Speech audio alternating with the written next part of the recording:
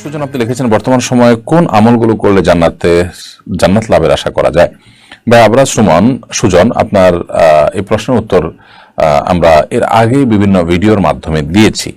আপনি হয়তো প্রশ্ন করেননি, কিন্তু বিভিন্ন ভিডিও এই বিষয়ে আমাদের বক্তব্য চলে গেছে এবং এটা নিয়ে আমরা অনেক জায়গায় কথা বলেছি। তারপর আপনি প্রশ্ন করেছেন, আমরা সংক্ষেপে বলতে চাই বর্তমান সময়ে আমাদের জন্য জান্নাতে যাওয়ার পথে যে বাধাগুলো থাকে সেগুলো দূর করলে আমরা জান্নাতে যেতে পারবো ইনশাআল্লাহ। বিদিল্লাহ জান্নাতে যাওয়ার পথ সুগম হবে।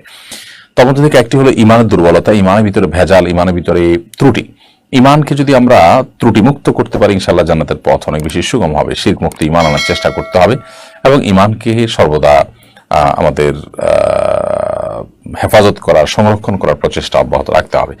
দ্বিতীয়ত ৫ ওয়াক্ত সালাতকে সর্বোচ্চ সুন্দরভাবে খুশুর সাথে পড়ার চেষ্টা করতে হবে, অনেক সময় নিয়ে পড়ার চেষ্টা করতে হবে। তৃতীয়ত আমরা হালাল উপার্জনের পরে নো কম্প্রোমাইজের লেভেলে, জিরো টলারেন্সে আমাদেরকে থাকতে হবে। অর্থাৎ আমি হারাম উপার্জন করবো না, হারামের ধারে কাছেও যাব না, যাতে তাতে যত ক্ষতি হয় হোক।